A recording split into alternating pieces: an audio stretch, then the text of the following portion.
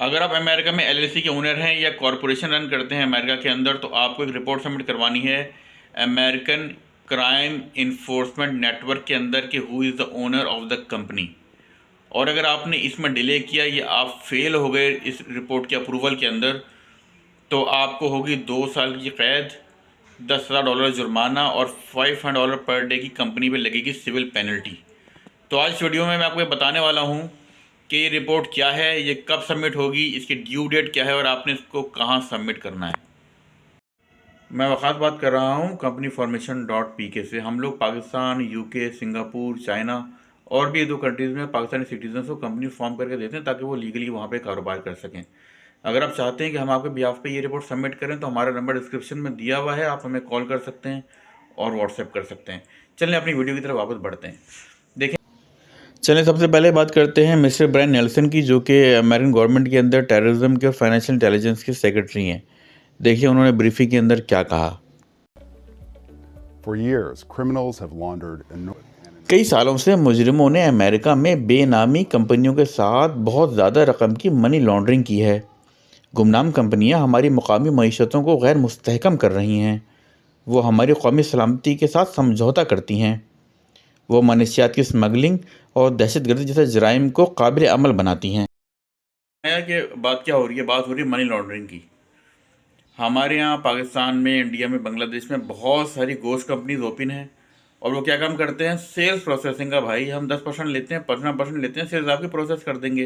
Payment मंगवानी है, हमारे account में ट्रांसफ़र कर दो, पाकिस्तान में दे देंगे, पीकेआर में दे देंगे। भाई ये मनी लॉन्ड्रिंग है और इसकी वजह से बहुत सारे वाइज अकाउंट्स बंद हुए हैं। इस वजह से मरकरी पाकिस्तान छोड़ के चला गया, पाकिस्तानियों को वो अब अकाउंट बनाने की इजाज़त नहीं देता। इसी वजह से ये नया कानून आया है कि अब इनको पता होगा कि who is the owner of the company, और अगर वहाँ से मनी लॉन्ड्रिंग की ट्रांजैक्शन हुई तो वो गवर्नमेंट ऑफ पाकिस्तान को, गवर्नमेंट ऑफ इंडिया को या बांग्लादेश को रिपोर्ट कर सकते हैं कि आपके मुल्क में ये साहब बैठ करके ये ट्रांजैक्शन कर रहे हैं जो कि मनी लॉन्ड्रिंग के ज़मरे में आती है।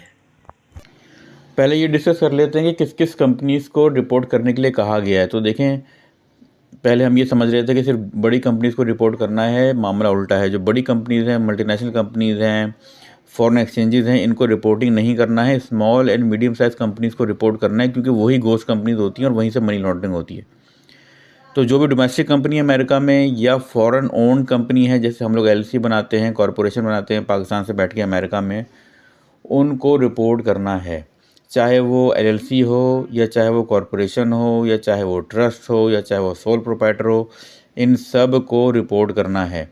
जो एग्जाम्प्ट है मैंने आपको बता दिया है। बड़ी बड़ी मल्टीनेशनल कंपनीज़ हैं, बैंक्स हैं, क्रेडिट यूनियंस हैं, पब्लिक एंटिटीज़ हैं, पब्लिक कंपनीज़ हैं, लार्ज कंपनीज़ हैं जिनकी मिलियन डॉलर में सेल्स होती है, उनको इसमें रिपोर्ट नहीं करना है। तो आपको और हमको इसमें रिपोर्ट करना। नंबर 2 पे ये डिस्कस करते हैं कि बेनिफिशियल ओनर है कौन। देखें, जो भी कंपनी का ओनर है, एलएलसी का या कॉर्प का, उसको बेनिफिशियल ओनर कहा जाएगा। चाहे उसके नाम पे शेयर्स हों, शेयर्स होने चाहिए 25% से ज़्यादा। तो जिसके भी शेयर्स 25% से ज़्यादा हैं उसको रिपोर्ट करना है। मोस्ट ऑफ द टाइम जो एलएलसी ओनर्स होते हैं 100% शेयर्स उन्हीं के नाम पर होते हैं, तो उनको रिपोर्ट करना है। अगर 2 पार्टनर्स हैं तो दोनों को रिपोर्ट करना है, 3 पार्टनर्स हैं तो तीनों को ही रिपोर्ट करना है। Number 1 thing. सेकंड, जो भी डिसीजन मेकर है कंपनी का, उसको भी रिपोर्ट करना है। फॉर एग्जांपल, 4 पार्टनर्स हैं, सबके शेयर 25%, 26%, 27% है। किसी एक पार्टनर का परसेंटेज सिर्फ 1% है, लेकिन वो मैनेजर ऑफ द कंपनी है, उसके हाथ में फाइनेंशियल कंट्रोल है, कंपनी को वो रन करता है, तो उसको भी यहाँ पे रिपोर्ट करना है।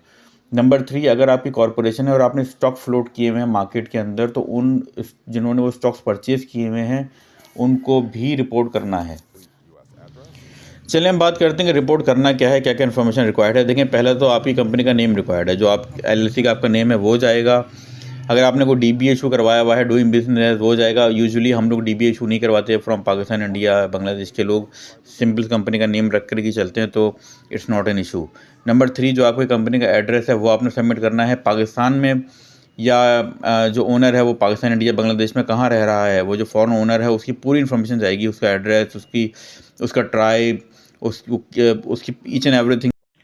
अच्छा, अब ड्यू डेट क्या है कि आपको रिपोर्ट सबमिट कब करवानी है। देखें, ये वीडियो मैं बना रहा हूँ जनवरी 29 ऑफ जैन 2024 और इसकी पॉलिसी चेंज होती चली जा रही हैं। अभी तक की ये न्यूज़ है कि अगर आपकी कंपनी ईयर 2023 में 2023 से उससे पहले कंपनी फॉर्म हुई थी तो आपके पास 1 साल है पूरा ये जमा कराने के लिए, यानी आप दिसंबर 2024 तक ये जमा करवा सकते हैं। लेकिन अगर आपकी कंपनी ईयर 2024 में फॉर्म हो रही है तो आपके पास सिर्फ 3 मंथ्स हैं, 90 डेज हैं, आपको उसको फाइल करना है।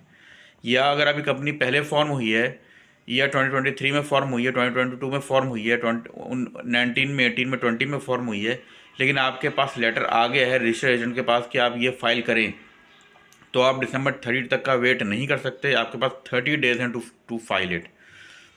तो जिन लोगों की कंपनीज पुरानी हैं, 2023 की बनी हुई हैं, 2022 की बनी हुई हैं, 2020 की बनी हुई हैं, अगर उनके रजिस्टर एजेंट ने उनको बोला है फाइल करने को तो they have only 30 days to file it. अगर उनके पास अभी तक रजिस्टर एजेंट के पास कोई ऐसी इंटीमेशन नहीं आई है तो आपके पास पूरा साल है कि आप वेट कर सकते हैं। लेकिन जो कंपनी 2024 में बनी हैं उनके पास सिर्फ 90 डेज़ हैं। या वो लोग जो कि कोई चेंजेस करवाते हैं, कंपनी का ओनर का नाम चेंज करवाते हैं, मैनेजर का नाम चेंज करवाते हैं, तो उनके पास भी सिर्फ 30 डेज़ है। तो इट्स अ बिट कॉम्प्लिकेटेड। आप जो भी आपकी कंपनी को हैंडल करता है, जो भी रजिस्टर एजेंट हैं या आपका जो एजेंसी है जिसे आपने कंपनी फॉर्म किया, आप उनसे रब्ता करें और इस चीज़ को क्लियर करें कि आप क्लियर हैं या नहीं हैं। अच्छा, लास्ट नोट पे मेरी आपको एडवाइस ये है कि देखें, ये रिपोर्ट है और उसको सबमिट करना ही है, इसको इग्नोर नहीं किया जा सकता।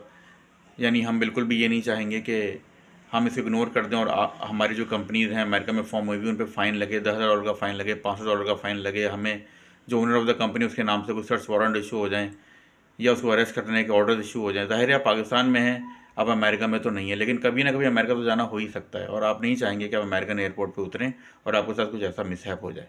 सेकंड ये कि जो तक अब तक इत्तलात आ रही हैं वो हैं मनी लॉन्ड्रिंग की, टेररिज्म की, और ये काफ़ी सीरियस इशूज़ हैं।